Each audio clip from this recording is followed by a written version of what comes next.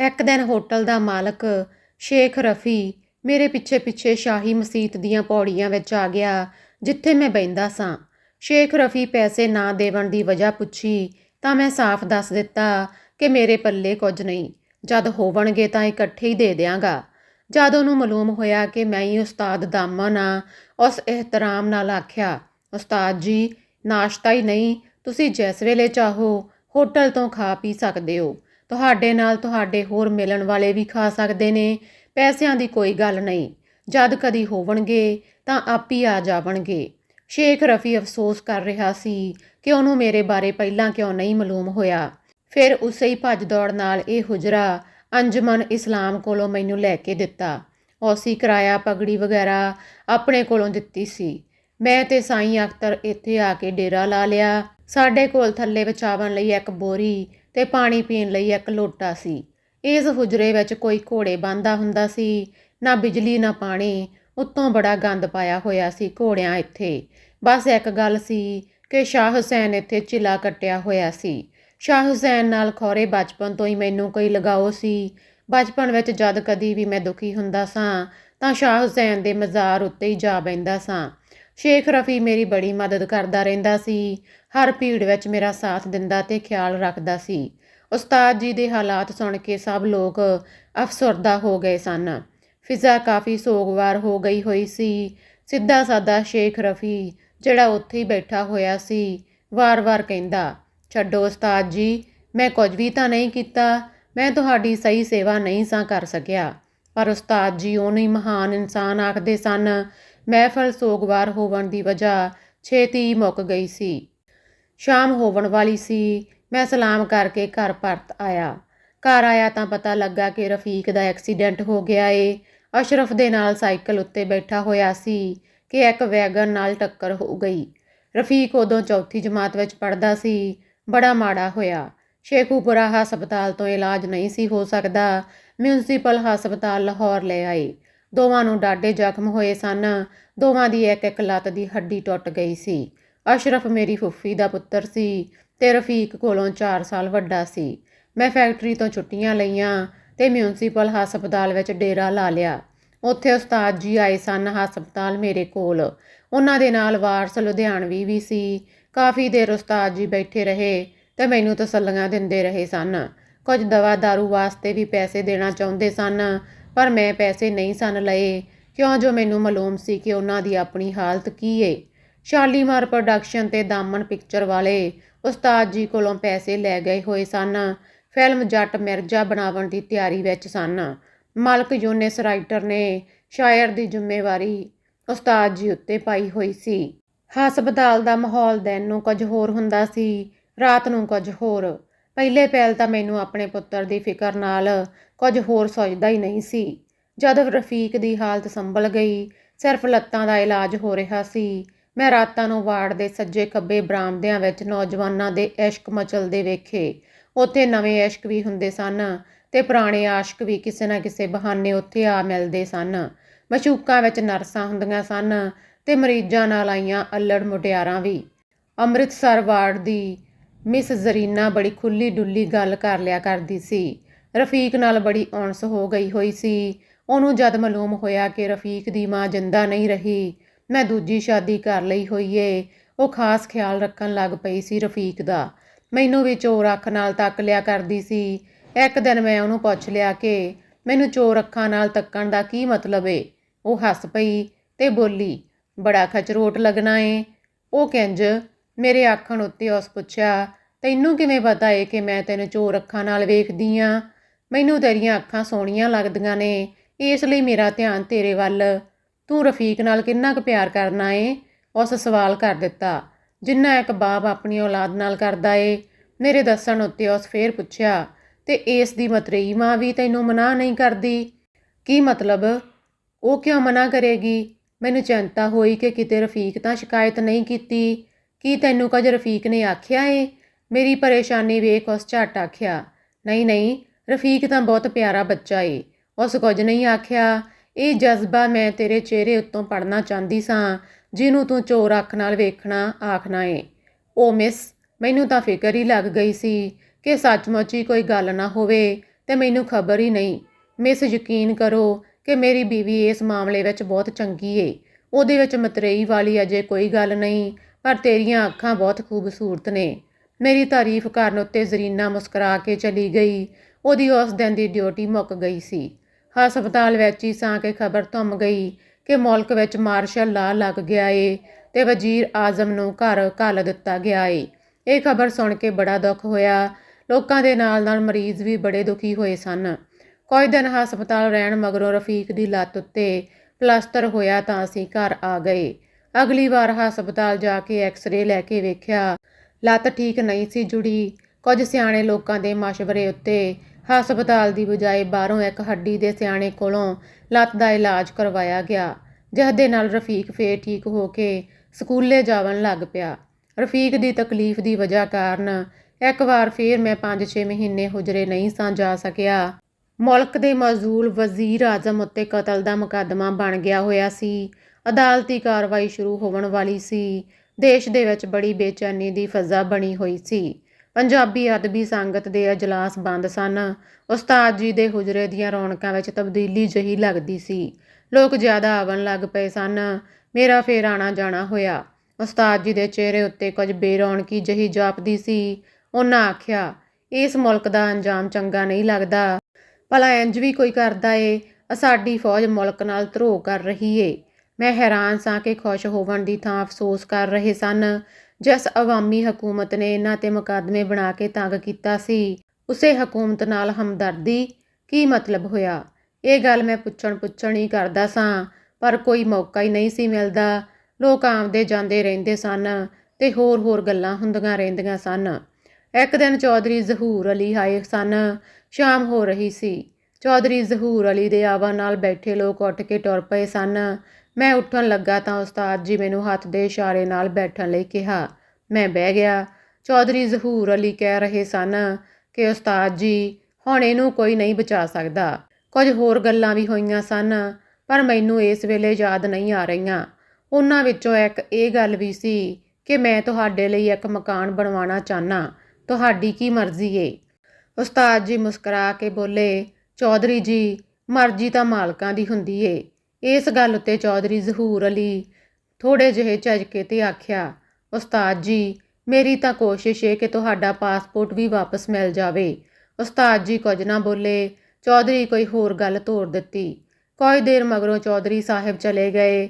ਉਸਤਾਦ ਜੀ ਆਖਣ ਲੱਗੇ, ਸ਼ੇਖੂਪੁਰੀਆ, ਤੇਰੇ ਹੁੰਦਿਆਂ ਕੋਈ ਬੰਦਾ ਆ ਜਾਵੇ ਤਾਂ ਜਾਵਣ ਦੀ ਇਜਾਜ਼ਤ ਨਾ ਮੰਗਿਆ ਕਰ। ਇਹ ਕੰਮ ਜਿਹੜਾ ਤੂੰ ਹੁਣ ਕੀਤਾ ਏ, ਚਾਹ ਲਿਆਂਦੀ ਏ, ਚੌਧਰੀ ਵਾਸਤੇ ਮੱਛੀ ਲਿਆਇਆ ਏ, ਕੌਣ ਲਿਆਂਦਾ? ਇੰਜ ਨਾ ਕਰਿਆ ਕਰ। ਮੈਂ ਵਾਅਦਾ ਕੀਤਾ ਕਿ ਉਸਤਾਦ ਜੀ, ਆਇੰਦਾ ਇੰਜ ਨਹੀਂ ਹੋਵੇਗਾ। ਇਸ ਤੋਂ ਬਾਅਦ ਮੈਂ ਘਰ ਆ ਗਿਆ। ਫੈਕਟਰੀ ਵਿੱਚ ਯੂਨੀਅਨ ਵਾਲਿਆਂ ਬੜੀ ਅੱਤ ਚੁੱਕ ਲਈ ਸੀ। ਮੁਖਾਲਫਾਂ ਨੂੰ ਤੰਗ ਕਰਕੇ ਉਹਨਾਂ ਨੂੰ ਸਵਾਦ ਆਉਂਦਾ ਸੀ। ਇਕੱਲੇ ਹੋ ਕੇ ਲੋਕ ਮੁਖਾਲਫਤ ਕਰਦੇ ਸਨ। ਮਜ਼ਦੂਰ ਡਰੇ ਤੇ ਸਹਿਮੇ ਜਾਪਦੇ ਸਨ। ਇੰਤਜ਼ਾਮੀਆਂ ਦੀ ਬਜਾਏ ਮਜ਼ਦੂਰ ਲੀਡਰ ਆਪ ਮਜ਼ਦੂਰਾਂ ਦੇ ਖਿਲਾਫ ਸ਼ਿਕਾਇਤਾਂ ਕਰਕੇ ਫੈਕਟਰੀ ਵੱਲੋਂ ਸਜ਼ਾ ਦਵਾ ਕੇ ਖੁਸ਼ ਹੁੰਦੇ ਸਨ। ਮਜ਼ਦੂਰ ਜੱਦੋ-ਜਹਿਦ ਬਾਰੇ ਮੈਂ ਕੁਝ ਹੋਰ ਸੁਣਿਆ ਤੇ ਪੜ੍ਹਿਆ ਹੋਇਆ ਸੀ, ਪਰ ਇੱਥੇ ਤਾਂ ਸਭ ਕੁਝ ਉਲਟ ਹੁੰਦਾ ਸੀ। ਇੱਕ ਗੱਲੋਂ ਚੰਗਾ ਹੀ ਹੁੰਦਾ ਏ। ਮੈਂ ਸੋਚਦਾ ਕਿ ਜਦ ਮਜ਼ਦੂਰ ਹੀ ਆਪਣੇ ਆਪ ਨੂੰ ਮਜ਼ਦੂਰ ਨਹੀਂ ਸਮਝਦੇ, ਉਹਨਾਂ ਵਿੱਚ ਉਹੀ ਆਕੜ ਏ ਜਿਸ ਦੇ ਮੈਂ ਖਿਲਾਫ ਹਾਂ। ਚੌਧਰੀਆਂ, ਰਾਠਾਂ, ਖਾਨਾਂ, ਸੱਯਦਾਂ ਤੇ ਸਰਦਾਰਾਂ ਵਾਲੀ ਆਕੜ। ਇਸੇ ਸੋਚ ਨਾਲ ਹੀ ਅਜੇ ਤੀਕ ਮਜ਼ਦੂਰ ਜੁੜਿਆ ਹੋਇਆ ਏ। ਇਨਕਲਾਬ ਕਿੰਜਾ ਸੀ। ਪਰ ਉਸ ਵੇਲੇ ਮੈਨੂੰ ਖਿਝ ਚੜ੍ਹਦੀ ਜਦੋਂ ਯੂਨੀਅਨ ਦੇ ਨੁਮਾਇੰਦਿਆਂ ਨੂੰ ਮਾਰ ਧਾੜ ਤੇ ਆਪਣੀ ਮਜ਼ਦੂਰਾਂ ਨੂੰ ਤੰਗ ਕਰਦਿਆਂ ਵੇਖਦਾ। ਮੈਂ ਲੀਡਰਾਂ ਦੇ ਖਿਲਾਫ ਬੋਲਦਾ, ਨਫ਼ਰਤ ਦਾ ਇਜ਼ਹਾਰ ਕਰਦਾ। ਕੋਈ ਮਜ਼ਦੂਰ ਮੇਰੇ ਨਾਲ ਨਾ ਟੁਰਦਾ। ਉਂਝ ਤੰਗ ਸਾਰੇ ਹੀ ਸਨ ਆਪਣੇ ਲੀਡਰਾਂ ਕੋਲੋਂ। ਪਿੱਛੇ ਗੱਲਾਂ ਕਰਦੇ, ਮੂੰਹ ਉੱਤੇ ਤਾਰੀਫ ਕਰਦੇ। ਮੈਨੂੰ ਬਹੁਤ ਬੁਰਾ ਲੱਗਦਾ। ਮੈਂ ਸੋਚਦਾ, ਮਜ਼ਦੂਰਾਂ ਨੂੰ ਮਾਲੂਮ ਨਹੀਂ, ਭੋਲੇ ਨੇ, ਇਹਨਾਂ ਦਾ ਕੋਈ ਕਸੂਰ ਨਹੀਂ। ਮੈਂ ਇਹਨਾਂ ਨੂੰ ਯੂਨੀਅਨ ਦੇ ਖਿਲਾਫ ਦੱਸਾਂਗਾ। ਅਗਲੇ ਸਾਲ ਯੂਨੀਅਨ ਦੇ ਚੁਣਾਵ ਹੋਣੇ ਸਨ। ਕੋਈ ਵੀ ਸਦਰ ਦੇ ਖਿਲਾਫ ਇਲੈਕਸ਼ਨ ਨਹੀਂ ਸੀ ਲੜਨਾ ਚਾਹੁੰਦਾ। ਇਹ ਜਾਣ ਕੇ ਸਦਰ ਨੇ ਫਰਾਉਨ ਵਾਂਗਰ ਧੌਣ ਹੋਰ ਅਕੜਾ ਲਈ। ਮੈਂ ਗੁੱਸੇ ਨਾਲ ਸੱਜਾ ਵੇਖਿਆ ਨਾ ਖੱਬਾ। ਸਦਰ ਦੇ ਮੁਕਾਬਲੇ ਵਿੱਚ ਇਲੈਕਸ਼ਨ ਲੜਨ ਦਾ ਐਲਾਨ ਕਰ ਦਿੱਤਾ। ਮਜ਼ਦੂਰਾਂ ਸਦਰ ਤੋਂ ਡਰਦਿਆਂ ਮੇਰਾ ਸਾਥ ਨਾ ਦਿੱਤਾ। ਮੈਂ ਬਹੁਤ ਬੁਰੀ ਤਰ੍ਹਾਂ ਹਾਰ ਗਿਆ। ਪਰ ਸਦਰ ਦਾ ਮੁਕਾਬਲਾ ਕਰਨ ਦੀ ਰਵਾਇਤ ਪੈ ਗਈ ਸੀ। ਹੁਜਰੇ ਆ ਕੇ ਮਾਲੂਮ ਹੋਇਆ ਕਿ ਇੱਥੇ ਵੀ ਸਦਰ ਦੇ ਖਿਲਾਫ ਪੂਰੀ ਨਜ਼ਮ ਆਖੀ ਗਈ ਏ। ਇਸ ਮੁਲਕ ਦੀਆਂ ਮੌਜਾਂ ਹੀ ਮੌਜਾਂ, ਜਿੱਧਰ ਵੇਖੋ ਫੌਜਾਂ ਹੀ ਫੌਜਾਂ। ਇਸ ਮੁਲਕ ਦੇ ਦੋ ਖੁਦਾ, ਮਾਰਸ਼ਲ ਲਾ ਤੇ ਲਾ ਅੱਲਾ। ਇਹ ਨਜ਼ਮ ਬੜੀ ਮਸ਼ਹੂਰ ਸੀ, ਪਰ ਆਪਣੇ ਕੋਲੋਂ ਵਧਾ ਘਟਾ ਕੇ ਪੜ੍ਹੀ ਜਾਂਦੀ ਸੀ। ਇਸ ਨਜ਼ਮ ਨੇ ਪੂਰੇ ਮੁਲਕ ਵਿੱਚ ਫੌਜ ਦੇ ਖਿਲਾਫ ਨਫ਼ਰਤ ਵਿੱਚ ਵਾਧਾ ਕਰ ਦਿੱਤਾ। ਚੌਧਰੀ ਜ਼ਹੂਰ ਦਾ ਬਣਵਾਇਆ ਮਕਾਨ ਬਣਿਆ ਹੀ ਰਹਿ ਗਿਆ, ਪਾਸਪੋਰਟ ਕਿੱਥੋਂ ਬਣਨਾ ਸੀ। ਹੁਜਰੇ ਵਿੱਚ ਇਨਸਾਨ ਤਾਂ ਆਉਂਦੇ ਹੀ ਸਨ, ਪਰ ਹੁਜਰੇ ਦੇ ਬੂਹੇ ਵਿੱਚੋਂ ਇੱਕ ਗਾਂ ਵੀ ਆਪਣਾ ਮੂੰਹ ਅੰਦਰ ਕਰਕੇ ਕੁਝ ਕਹਿੰਦੀ ਸੀ। ਹੁਜਰੇ ਵਾਲੇ ਦਰਵੇਸ਼ ਖੌਰੇ ਗਾਂ ਦੀ ਬੋਲੀ ਸਮਝਦੇ ਸਨ। ਆਪ ਉੱਠ ਕੇ ਗਾਂ ਦੇ ਸਿਰ ਤੇ ਪਿਆਰ ਦਾ ਹੱਥ ਰੱਖਦੇ। ਗਾਂ ਵੀ ਮੁਹੱਬਤ ਦੇ ਇਜ਼ਹਾਰ ਲਈ ਸਿਰ ਨੀਵਾਂ ਕਰਕੇ ਸਲਾਮ ਕਰਦੀ। ਗਾਂ ਵਾਸਤੇ ਰੱਖੀ ਰੋਟੀ ਗਾਂ ਦੇ ਮੂੰਹ ਵਿੱਚ ਪਾਉਂਦੇ ਤਾਂ ਗਾਂ ਅਡੋਲ ਪਿੱਛੇ ਹਟ ਕੇ ਪਿਛਲੇ ਪੈਰੀਂ ਪਰਤਦੀ ਹੋਈ ਚਲੀ ਜਾਂਦੀ। ਹੁਜਰੇ ਵਾਲਾ ਖੁਸ਼-ਖੁਸ਼ ਮੁਸਕਰਾਂਦਾ ਆਪਣੀ ਥਾਂ ਉੱਤੇ ਆ ਬੈਠਦਾ। ਮੈਨੂੰ ਆਖਦੇ, ਸ਼ੇਖੂਪੁਰੀਆ, ਵੇਖਿਆ ਹੀ ਭੁੱਖ ਤੇ ਮੁਹੱਬਤ ਦੇ ਇਨਸਾਨ ਤੇ ਹੈਵਾਨ ਦੋਵੇਂ ਹੀ ਲੋੜਵੰਦ ਨੇ। ਇਹ ਦੋਵੇਂ ਚੀਜ਼ਾਂ, ਭੁੱਖ ਤੇ ਮੁਹੱਬਤ, ਕਦੇ ਕਿਸੇ ਦੀ ਪੂਰੀ ਨਹੀਂ ਹੁੰਦੀ। ਹੋ ਸਕਦਾ ਏ ਬਹੁਤ ਸਾਰੇ ਲੋਕ ਮੇਰੀ ਇਸ ਗੱਲ ਨਾਲ ਇਖਤਲਾਫ ਕਰਦੇ ਹੋਵਣ, ਪਰ ਮੈਂ ਤਾਂ ਇਹੀ ਵੇਖਿਆ ਏ। ਭੁੱਖ ਦੀਆਂ ਕਈ ਕਿਸਮਾਂ ਨੇ, ਮੁਹੱਬਤ ਦੇ ਕਈ ਰੂਪ ਨੇ। ਇਸ ਲਈ ਆਖਿਆ ਜਾਂਦਾ ਏ ਕਿ ਮੁਹੱਬਤ ਕਦੇ ਕਿਸੇ ਨੂੰ ਪੂਰੀ ਤਰ੍ਹਾਂ ਨਹੀਂ ਮਿਲਦੀ। ਇਹੀ ਆਲਮ ਭੁੱਖ ਦਾ ਹੈ। ਬੂਹੇ ਦੇ ਵਿੱਚੋਂ ਸਾਹਮਣੇ ਦੰਦਾਂ ਦੇ ਹਸਪਤਾਲ ਦੀ ਕੰਧ ਦਿਸਦੀ ਸੀ ਤੇ ਕੰਧ ਦੇ ਅੰਦਰ ਵਾਲੇ ਪਾਸੇ ਹਸਪਤਾਲ ਦੇ ਵਿਹੜੇ ਵਿੱਚ ਝੂਲਦੇ ਰੁੱਖ ਵੀ ਸੋਹਣੇ ਲੱਗਦੇ ਸਨ। ਹਰੇ ਰੁੱਖਾਂ 'ਤੇ ਚਹਿਕਦੀਆਂ ਚਿੜੀਆਂ ਨੂੰ ਬਹੁਤ ਗੌਰ ਨਾਲ ਵੇਖਿਆ ਕਰਦੇ ਸਨ। ਇੱਕ ਦਿਨ ਇਹ ਨਜ਼ਾਰਾ ਵੇਖਦੇ ਪਏ ਸਨ, ਬੜੀ ਦੇਰ ਵੇਖਦੇ ਰਹੇ। ਖੁਸ਼ੀ ਨਾਲ ਬੋਲੇ, ਵੇਖ ਸ਼ੇਖੂਪੁਰੀਆ, ਸਾਡੇ ਨਾਲੋਂ ਇਹ ਜਨੌਰ ਹੀ ਚੰਗੇ ਨੇ। ਕਿੰਨੇ ਖੁਸ਼ ਨੇ, ਕੋਈ ਫਿਕਰ ਫਾਕਾ ਹੀ ਨਹੀਂ, ਇੱਕ ਦੂਜੇ ਦੇ ਖਿਲਾਫ ਨਫ਼ਰਤ ਨਹੀਂ, ਕੁਝ ਵੀ ਮੱਲ ਮਾਰਨ ਦਾ ਸ਼ੌਕ ਨਹੀਂ। ਵਾਹ, ਕਿਆ ਜ਼ਿੰਦਗੀ ਏ, ਦੁੱਖ ਤੋਂ ਪਾਕ ਜੀਵਨ। ਮੇਰੇ ਮਨ ਵਿੱਚ ਪਤਾ ਨਹੀਂ ਕੀ ਆਇਆ। ਉਸ ਵੇਲੇ ਖੌਰੇ ਮੈਂ ਭੁੱਲ ਗਿਆ ਸਾਂ ਕਿ ਉਸਤਾਦ ਦੇ ਸਾਹਮਣੇ ਬੈਠਾ ਵਾਂ, ਫੈਕਟਰੀ ਵਿੱਚ ਨਹੀਂ। ਬਿਨਾਂ ਸੋਚਿਆਂ ਸਮਝਿਆਂ ਉਹਨਾਂ ਦੀ ਗੱਲ ਨਾਲ ਇਤਫਾਕ ਨਾ ਕਰਦਿਆਂ ਹੋਇਆਂ ਝੱਟ ਆਖਿਆ, ਜੇ ਜਨੌਰਾਂ ਨੂੰ ਕੋਈ ਦੁੱਖ ਨਹੀਂ ਤਾਂ ਫਿਰ ਆਪਸ ਵਿੱਚ ਲੜਦੇ ਕਿਉਂ ਨੇ, ਇੱਕ ਦੂਜੇ ਨੂੰ ਮਾਰਦੇ ਕਿਉਂ ਨੇ। ਗੱਲ ਤੇ ਮੈਂ ਕਰ ਬੈਠਾ, ਪਰ ਅੰਦਰੋਂ ਅਫਸੋਸ ਹੋਇਆ ਕਿ ਮੈਨੂੰ ਇੰਜ ਨਹੀਂ ਸੀ ਕਹਿਣਾ ਚਾਹੀਦਾ। ਮੇਰੇ ਕੋਲੋਂ ਬੇਅਦਬੀ ਨਹੀਂ ਹੋਣੀ ਚਾਹੀਦੀ, ਪਰ ਆਪਣੀ ਜਹਾਲਤ ਪਾਰੋਂ ਬਦਤਮੀਜ਼ੀ ਕਰ ਬੈਠਾ ਸਾਂ। ਉਹਨਾਂ ਵੱਲੋਂ ਨਜ਼ਰਾਂ ਚੁਰਾ ਕੇ ਮੈਂ ਪਾਸੇ ਵੇਖਣ ਲੱਗ ਪਿਆ ਸਾਂ। ਮੈਨੂੰ ਉਹਨਾਂ ਦੀ ਨਾਰਾਜ਼ਗੀ ਦਾ ਡਰ ਸੀ, ਪਰ ਉਹ ਖੁਸ਼ ਹੋਏ। ਉਹਨਾਂ ਦੇ ਮੂੰਹੋਂ ਨਿਕਲਿਆ, ਵਾਹ ਸ਼ੇਖੂਪੁਰੀਆ ਵਾਹ, ਹੁਣ ਤੈਨੂੰ ਜ਼ਿੰਦਗੀ ਪਰਖਣ ਦਾ ਵੱਲ ਆ ਗਿਆ ਏ। ਇਹ ਕਿਉਂ ਹੀ ਇਲਮ ਦੀ ਕੁੰਜੀ ਏ। ਹੁਣ ਤੂੰ ਆਪਣੀ ਆਪ ਸ਼ਨਾਖਤ ਕਰਨ ਜੋਗਾ ਹੋ ਗਿਆ ਏ। ਮੈਨੂੰ ਤੇਰੇ ਇਸ ਢੰਗ ਉੱਤੇ ਖੁਸ਼ੀ ਹੋਈ ਏ। ਸ਼ਾਬਾਸ਼। ਇੱਕ ਵਾਰ ਫੇਰ ਸ਼ਾਬਾਸ਼ ਮਿਲੀ ਤਾਂ ਮੈਨੂੰ ਸ਼ੱਕ ਹੋਇਆ ਕਿ ਕਿਧਰੇ ਗਹਿਰੀ ਤਾਂਜ਼ ਨਾ ਹੋਵੇ, ਪਰ ਉਹ ਤਾਂ ਕਹਿ ਰਹੇ ਸਨ। ਬਾਗਬਾਨਪੁਰੇ ਵਿੱਚ ਮੇਰਾ ਇੱਕ ਸ਼ਾਗਿਰਦ ਹੁੰਦਾ ਸੀ, ਗੁਲਾਮ ਨਬੀ। ਇੱਕ ਦਿਨ ਮੈਂ ਉਹਨੂੰ ਅੰਗਰੇਜ਼ੀ ਪੜ੍ਹਾ ਰਿਹਾ ਸਾਂ। ਸੱਚਾਈ ਬਾਰੇ ਇੱਕ ਮੁਹਾਵਰਾ ਆਇਆ ਕਿ ਸੱਚਾਈ ਖਿਆਲ ਵਾਂਗਰ ਹੁੰਦੀ ਏ, ਜਿਹਨੂੰ ਸਾਰਾ ਦਿਨ ਠੁੱਡੇ ਵੱਜਦੇ ਨੇ, ਪਰ ਸ਼ਾਮ ਤੀਕਰ ਖਿਆਲ ਉਂਝ ਦਾ ਉਂਝ ਹੀ ਕਾਇਮ ਰਹਿੰਦਾ ਏ। ਇੰਝ ਹੀ ਸੱਚਾਈ ਹੁੰਦੀ ਏ, ਜੋ ਮਰਜ਼ੀ ਪਿਆ ਹੋਵੇ, ਸੱਚ ਆਖਰ ਸੱਚ ਏ, ਖਿਆਲ ਵਾਂਗਰ ਕਾਇਮ ਦਾਇਮ। ਪਤਾ ਹੀ ਸ਼ੇਖੂਪੁਰੀਆ, ਜਵਾਬ ਵਿੱਚ ਕੀ ਆਖਿਆ ਸੀ ਗੁਲਾਮ ਨਬੀ? ਉਹਨਾਂ ਹੱਸਦਿਆਂ ਆਖਿਆ, ਬਹੁਤ ਖੂਬਸੂਰਤ ਜਵਾਬ ਸੀ। ਗੁਲਾਮ ਨਬੀ ਆਖਿਆ, ਜੇ ਖਿਆਲ ਦੀ ਹਵਾ ਨਿਕਲੀ ਹੋਵੇ ਤਾਂ। ਇਹ ਜਵਾਬ ਸੁਣ ਕੇ ਮੈਂ ਬੜਾ ਖੁਸ਼ ਹੋਇਆ ਸਾਂ ਗੁਲਾਮ ਨਬੀ ਕੋਲੋਂ। ਚੀਜ਼ਾਂ ਨੂੰ ਗੌਰ ਨਾਲ ਵੇਖਣਾ ਪਰਖਣਾ ਹੀ ਤਾਂ ਇਲਮ ਏ। ਬਸ ਸ਼ੇਖੂਪੁਰੀਆ, ਇਹ ਸਮਝ ਤੇ ਇਲਮੀ ਬੰਦੇ ਦਾ ਸੱਚਾ ਸਾਥੀ ਏ, ਮੁਸ਼ਾਹਦਾ ਤੇ ਤਜਰਬਾ। ਉਸੇ ਦਿਨ ਹੀ ਡੀਗਰ ਵੇਲੇ ਅਸਾਂ ਸੈਰ ਨੂੰ ਨਿਕਲੇ। ਮੰਟੋ ਪਾਰਕ ਤੋਂ ਲਾਰੀ ਅੱਡੇ, ਮੇਵਾ ਮੰਡੀ ਤੇ ਸਬਜ਼ੀ ਮੰਡੀ ਤੋਂ ਹੁੰਦੇ ਹੋਏ ਪੈਦਲ ਟੁਰ ਪਏ। ਰਾਵੀ ਦੇ ਪੁਲ ਉੱਤੇ ਆ ਗਏ। ਉਹ ਆਪਣੀ ਆਦਤ ਮੂਜਬ ਠਹਿਰ ਠਹਿਰ ਕੇ ਖਲੋ ਕੇ ਚੀਜ਼ਾਂ ਨੂੰ ਗੌਰ ਨਾਲ ਵੇਖਦੇ, ਕੁਝ ਸੋਚਦੇ, ਫੇਰ ਅੱਗੇ ਟੁਰਦੇ। ਮੇਰਾ ਜੀ ਕਰਦਾ ਕਿ ਛੇਤੀ ਟੁਰੀਏ, ਪਰ ਉਹਨਾਂ ਨੂੰ ਕੋਈ ਕਾਲ ਨਹੀਂ ਸੀ ਹੁੰਦੀ। ਖਲੋ ਕੇ ਗੱਲਾਂ ਕਰਨ ਲੱਗ ਪੈਂਦੇ ਸਨ, ਆਪਣੇ ਬਾਰੇ, ਮੇਰੇ ਬਾਰੇ, ਲੋਕਾਂ ਤੇ ਸਮਾਜ ਬਾਰੇ, ਆਪਣੇ ਤੇ ਮੇਰੇ ਬੀਤੇ ਸਮੇਂ ਬਾਰੇ। ਕਦੀ ਮੰਟੋ ਪਾਰਕ ਬਹਿ ਜਾਂਦੇ, ਕਦੇ ਰਾਵੀ ਕੰਢੇ, ਕਦੀ ਰਾਵੀ ਦੇ ਪੁਲ ਉੱਤੇ। ਗੱਲਾਂ ਵਿੱਚੋਂ ਗੱਲ ਨਿਕਲਦੀ ਹੋਈ ਉਹਨਾਂ ਦੀ ਆਪਣੀ ਸ਼ਾਦੀ ਤੀਕਰ ਅੱਪੜ ਗਈ। ਮੈਂ ਲੋਕਾਂ ਕੋਲੋਂ ਸੁਣਿਆ ਹੋਇਆ ਸੀ ਕਿ ਇਹਨਾਂ ਸ਼ਾਦੀ ਵੀ ਕੀਤੀ ਸੀ, ਉਹ ਵੀ ਇੱਕ ਹਿੰਦੂ ਕੁੜੀ ਨਾਲ। ਮੈਂ ਪੁੱਛਣਾ ਚਾਹੁੰਦਾ ਸਾਂ ਕਿ ਉਸ ਸ਼ਾਦੀ ਦਾ ਕੀ ਬਣਿਆ ਤੇ ਬਾਅਦ ਵਿੱਚ ਘਰ ਕਿਉਂ ਨਹੀਂ ਵਸਾਇਆ। ਉਸ ਦਿਨ ਆਪੇ ਗੱਲ ਨਿਕਲ ਟੁਰੀ ਸੀ। ਉਹ ਆਪ ਹੀ ਕਹਿ ਰਹੇ ਸਨ। ਸ਼ੇਖੂਪੁਰੀਆ, ਮੈਂ ਇੱਕ ਸਿੱਖ ਕੁੜੀ ਨਾਲ ਵਿਆਹ ਕੀਤਾ ਸੀ। ਉਹ ਵੀ ਚੜ੍ਹਦੇ ਪੰਜਾਬ ਵਾਲੇ ਪਾਸੇ ਨਿੱਕੇ ਜਿਹੇ ਸਟੇਸ਼ਨ ਉੱਤੇ ਲਾਵਾਰਸ ਸੀ। ਉਸ ਵੇਲੇ ਪੰਜਾਬ ਇਕੱਠਾ ਸੀ। ਮੈਂ ਵੀ ਲਾਵਾਰਸ ਜਿਹਾ ਹੀ ਸਾਂ। ਅੱਗਾ ਪਿੱਛਾ ਉਹਦਾ ਕੋਈ ਨਹੀਂ ਸੀ। ਮੈਨੂੰ ਉਹਦੀਆਂ ਅੱਖਾਂ ਵਿੱਚੋਂ ਇੱਕ ਨੂਰ ਦੀ ਝਲਕ ਪਈ। ਮੇਰੇ ਸ਼ੇਅਰ ਉਸ ਬੜੇ ਧਿਆਨ ਨਾਲ ਸੁਣੇ ਤੇ ਪਸੰਦ ਵੀ ਕੀਤੇ ਸਨ। ਤੁਸਾਂ ਉਸ ਲਵਾਰਸ ਨੂੰ ਸ਼ੇਅਰ ਕਿੰਜ ਸੁਣਾਏ? ਮੈਂ ਹੌਲੀ ਜਿਹੀ ਸਵਾਲ ਕੀਤਾ। ਨਹੀਂ ਓਏ, ਉੱਥੇ ਗੁਰਦੁਆਰਾ ਸੀ ਤੇ ਮੁਸ਼ਾਇਰਾ ਹੋਇਆ ਸੀ। ਉਸ ਮੁਸ਼ਾਇਰੇ ਮਗਰੋਂ ਮੈਂ ਰੇਲ ਉੱਤੇ ਬੈਠਣ ਲਈ ਰੇਲਵੇ ਸਟੇਸ਼ਨ ਉੱਤੇ ਗੱਡੀ ਦੀ ਉਡੀਕ ਵਿੱਚ ਸਾਂ। ਉੱਥੇ ਮਿਲੀ ਸੀ ਉਹ। ਉਹਨੇ ਮੁਸ਼ਾਇਰੇ ਵਿੱਚ ਮੇਰੇ ਸ਼ੇਅਰ ਸੁਣੇ ਹੋ ਸਨ, ਤਾਂ ਹੀ ਉਸ ਮੇਰੇ ਕੋਲ ਆ ਕੇ ਮੇਰੇ ਸ਼ੇਅਰਾਂ ਦੀ ਨਾ ਤਾਰੀਫ ਕੀਤੀ, ਸਗੋਂ ਮੇਰੇ ਨਾਲੋਂ ਵੀ ਚੰਗੀ ਤਸ਼ਰੀਹ ਮੇਰੇ ਸ਼ੇਅਰਾਂ ਦੀ ਕੀਤੀ। ਮੈਨੂੰ ਉਹਦੀ ਇਨਸਾਨ ਦੋਸਤੀ ਤੇ ਖਲੂਸ ਭਾ ਗਏ ਸਨ। ਅਸਾਂ ਦੋਵੇਂ ਅੰਮ੍ਰਿਤਸਰ ਆ ਕੇ ਸੱਜਣ ਦੇ ਘਰ ਵਿੱਚ ਸ਼ਾਦੀ ਕਰ ਲਈ। ਕੁਝ ਦਿਨਾਂ ਮਗਰੋਂ ਅਜੇ ਮੈਂ ਅੰਮ੍ਰਿਤਸਰ ਵਿੱਚ ਹੀ ਸਾਂ ਕਿ ਮੈਨੂੰ ਗ੍ਰਿਫਤਾਰ ਕਰ ਲਿਆ। ਮੇਰੀ ਬੀਵੀ ਜਿਹੜੀ ਸਿੱਖ ਕੁੜੀ ਸੀ, ਉਹਨੂੰ ਮੇਰੀ ਗ੍ਰਿਫਤਾਰੀ ਦਾ ਮਾਲੂਮ ਨਹੀਂ ਹੋਇਆ। ਉਹ ਮੇਰੀ ਭਾਲ ਵਿੱਚ ਲਾਹੌਰ ਆਈ। ਮੈਂ ਸਵਾਲ ਕੀਤਾ, ਉਹਨਾਂ ਨੂੰ ਤੁਹਾਡੇ ਘਰ ਦਾ ਪਤਾ ਮਾਲੂਮ ਸੀ? ਨਹੀਂ ਯਾਰ, ਅਜੇ ਮੈਂ ਇਹਨੂੰ ਆਪਣੇ ਘਰ ਦਾ ਪਤਾ ਨਹੀਂ ਸੀ ਦੱਸਿਆ। ਉਹ ਕਿਉਂ? ਯਾਰ, ਮੁਸਲਮਾਨ ਕਦੋਂ ਕਿਸੇ ਗੈਰ ਮੁਸਲਿਮ ਨੂੰ ਪਸੰਦ ਕਰਦੇ ਨੇ। ਮੇਰਾ ਖਿਆਲ ਸੀ ਕਿ ਪਹਿਲੇ ਮਾਂ ਨੂੰ ਸੁਣਾਵਾਂਗਾ, ਫਿਰ ਆਪਣੀ ਵਹੁਟੀ ਨੂੰ ਘਰ ਲੈ ਜਾਵਾਂਗਾ। ਕੁਝ ਚਿਰ ਅੰਮ੍ਰਿਤਸਰ ਰਹਿਣ ਦਾ ਇਰਾਦਾ ਸੀ। ਸੋਚਿਆ ਕੋਈ ਬਾਲ ਹੋਇਆ ਤਾਂ ਮਾਂ ਵੀ ਖੁਸ਼ ਹੋ ਜਾਤੀ, ਸਾਨੂੰ ਕਬੂਲ ਕਰ ਲਵੇਗੀ। ਪਰ ਅੰਗਰੇਜ਼ ਸਰਕਾਰ ਮੌਕਾ ਹੀ ਨਾ ਦਿੱਤਾ। ਮਹੀਨੇ ਮਗਰੋਂ ਕੈਦ ਤੋਂ ਰਿਹਾਈ ਮਿਲੀ। ਮੈਂ ਉਹਨੂੰ ਅੰਮ੍ਰਿਤਸਰ ਵਿੱਚ ਭਾਲਦਾ ਰਿਹਾ। ਉਹ ਮੈਨੂੰ ਲਾਹੌਰ ਲੱਭਦੀ ਰਹੀ। ਆਖਰ 1.5 ਸਾਲ ਮਗਰੋਂ ਮਿਲੀ ਸੀ ਮੈਨੂੰ ਲਾਹੌਰ ਰੇਲਵੇ ਸਟੇਸ਼ਨ ਉੱਤੇ ਲੰਘਦੀ ਹੋਈ। ਉਹਦੇ ਕੁੱਛੜ ਇੱਕ ਮੁੰਡਾ ਵੀ ਸੀ, 4-5 ਮਹੀਨਿਆਂ ਦਾ। ਰਾਤ ਦਿਨ ਉੱਥੇ ਸਟੇਸ਼ਨ ਉੱਤੇ ਹੀ ਰਹਿੰਦੀ ਸੀ। ਉਹਦੇ ਖਿਆਲ ਵਿੱਚ ਮੈਂ ਲਾਹੌਰ ਆਵਣ ਲਈ ਇੱਥੇ ਸਟੇਸ਼ਨ ਤੋਂ ਹੀ ਗੱਡੀ ਉੱਤੋਂ ਲੈਣਾ ਸੀ। ਇੰਝ ਉਹ 1.5 ਸਾਲ ਤੀਕਰ ਹਰ ਆਵਣ ਜਾਵਣ ਵਾਲੀ ਗੱਡੀ ਦੇ ਮੁਸਾਫਰਾਂ ਨੂੰ ਵੇਖਦੀ ਰਹੀ ਸੀ। ਰਾਵੀ ਦੇ ਪੁਲ ਉੱਤੇ ਬੈਠੇ ਹੋਏ ਸਾਂ।